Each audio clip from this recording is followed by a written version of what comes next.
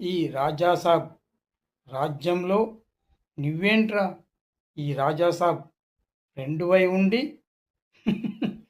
ఏడుస్తూ కూర్చున్నావు. నీ కూతురు 25 లక్షల కట్నం కోసం ఏడుస్తూ కూర్చుంటావా?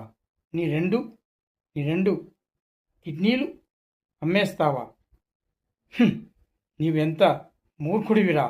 ఈ రాజాసాబ్ ఉండగా నీవెందుకు భయపడుతున్నావురా? ఈ రాజాసాబు ఉన్నాడు. నువ్వు భయపడ అవసరం లేదు. నువ్వు 2 కిడ్నీలు అమ్మేస్తే నువ్వు 2 కిడ్నీలు అమ్మేస్తే చచ్చిపోతావురా, చచ్చిపోతావు. నువ్వు నేను ఒకే తల్లి రక్తం పంచుకొని పుట్టకపోయినా నువ్వు నా తమ్ముడివని భావించానురా.